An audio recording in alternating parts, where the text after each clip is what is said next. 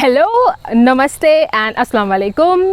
Welcome back to another beautiful episode of my channel. मैं हूँ मेधा और वापस से आई हूँ आज एक नए टॉपिक पर आज का टॉपिक कुछ ऐसा है जो कि एट द मोमेंट चल रहा है। अभी जो पीरियड चल रहा है वो है पितृपक्ष का पीरियड, जो आप लोग को पता होगा। जितने मेरे हिंदू दोस्त लोग हैं उन्हें ज़रूर पता होगा कि अभी श्राद्ध का महीना चल रहा है और ये कुछ अनयूजुअल सा टॉपिक है। जनरली यंग लोग डिस्कस नहीं करते इस बारे में या नॉलेज भी कम होती है, पर मेरा कहना है कि हम लोग को ऑलरेडी इतनी हम लोग किताब पढ़ते हैं, इतनी सारी हम लोग अच्छी अच्छी चीज़ें पढ़ते हैं, तो इस बारे में भी नॉलेज होना ज़रूरी है। क्योंकि ये कुछ एक ऐसी चीज़ है जो कि हमारे हिंदुस्तान से और हमारे हिंदू लोगों में एक कल्चर है जिसको मेरे हिसाब से जानना बहुत ज़रूरी है।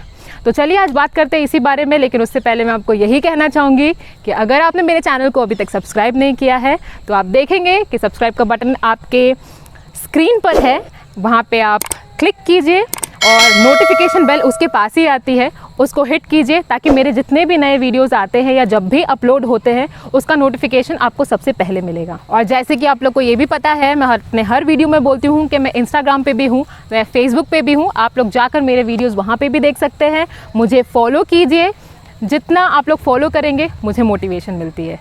तो चलिए बात करते हैं आज के टॉपिक के ऊपर। आज का टॉपिक है पितृपक्ष।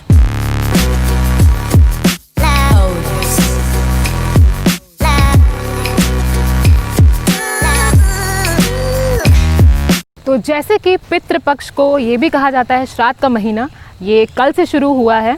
एंड इसमें देखिए बेसिकली क्या है, हम लोग जितने भी मॉडर्न हो पर हम लोग अपने एंसेस्टर्स से तो बहुत प्यार करते हैं। और एंसेस्टर्स मतलब क्या या पूर्वज मतलब क्या, जितने भी फैमिली मेम्बर्स जो अभी इस दुनिया में नहीं है या हमारे साथ नहीं है या बोल सकते हैं दूसरे डायमेंशंस में है, जिन्हें हम नहीं देख सकते अपने इन आँखों से, तो हम उनके लिए प्रे करते हैं। ये बहुत ज़रूरी है। मैं बता देना चाहती हूँ ये ज़रूरी इसीलिए है क्योंकि देखिए जो भी हमारे एंसेस्टर्स हैं, जो भी इस दुनिया में नहीं है, वो हमें हमेशा गाइड और प्रोटेक्ट करते हैं। तो हमारा क्या फ़र्ज़ बनता है, ये जो पितृपक्ष का महीना होता है ये कुल 16 डेज़ का होता है। इस 16 डेज़ में कुछ चीज़ें बोला जाता है करनी चाहिए और कुछ चीज़ें बोला जाता है नहीं करनी चाहिए। तो ऐसी कौन कौन सी चीज़ें हैं जो हमें करनी चाहिए ताकि हम अपने एंसेस्टर्स को या पूर्वजों को अच्छा फील करा सके, उन्हें रिस्पेक्ट पे कर सके। तो बेसिकली यही है, इस पितृपक्ष के टाइम पे या इस श्राद्ध के महीने में आपको उनके लिए जितनी ज़्यादा हो सके उतनी ज़्यादा प्रेयर्स करनी चाहिए।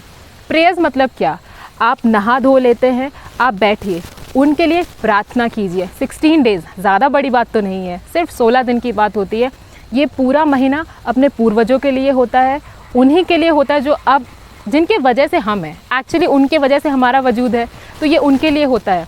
आप उन्हें टाइम दीजिए और इस पॉइंट ऑफ टाइम पे ये करना चाहिए कि आप साफ़ सुथरे रहिए, उनके लिए बैठ के प्रेयर्स कीजिए। साफ़ खाना खाने को बोला जाता है, मीट खाने को मना किया जाता है। सीधा सा इसका लॉजिक जो मुझे लगता है वो ये है कि देखिए हम लोग जितना भी नॉनवेज खाते हैं उसकी वाइब्रेशंस हाई होती है। साइंटिफिकली प्रूवन नहीं है लेकिन हाई होती है, एज इन हम लोग में बोला जाता है सात्विक रहने के लिए, ठंडा रहने के लिए। तो फिर इन 16 डेज़ में क्या करना चाहिए हम लोग को, ये करना चाहिए कि हम लोग को ये 16 डेज़ अपने पूर्वजों को डेडिकेट करना चाहिए। जितने भी हमारे जो भी ग्रंथ है, जितने भी उपनिषद है, जो हिंदू लोग होंगे उन्हें पता होगा, हमारी किताबों में यही लिखा हुआ है कि ये 16 डेज़ हमारे एंसेस्टर्स के लिए है। उनके लिए जितना ज़्यादा आप प्रार्थना करें उतना अच्छा है। साफ़ सुथरा रहेंगे, मन को शांत कीजिए और अपने पूर्वजों के लिए जितना ज़्यादा हो सके प्रेयर्स कीजिए।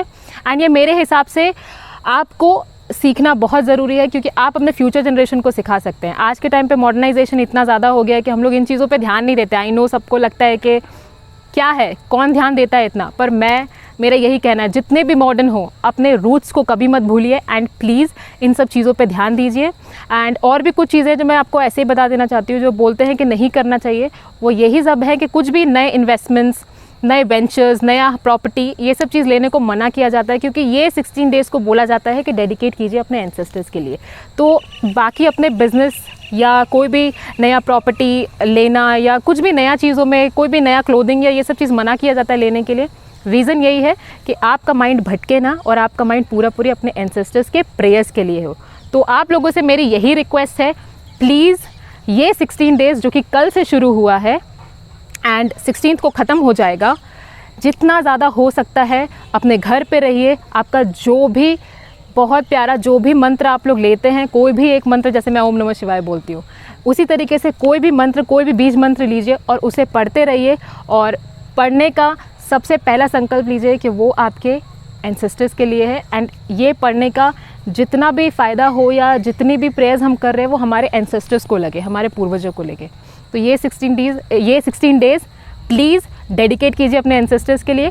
खुश रहिए, उनका आशीर्वाद रहेगा तो आप देखिएगा आपकी लाइफ की सारी प्रॉब्लम्स ख़त्म होती जाएंगी एंड आपको पता भी नहीं चलेगा। उनका प्रोटेक्शन, भगवान के प्रोटेक्शन जितना इक्वली इम्पॉर्टेंट है। हिंदुत्व कुछ कुछ निभाइए, ज़रूरी है। Thank you. मेरा ये वीडियो देखने के लिए बहुत बहुत शुक्रिया। आपको जाते जाते यही बोलूँगी कि कैसा लगा मेरा वीडियो प्लीज़ मुझे कमेंट करके ज़रूर बताइएगा।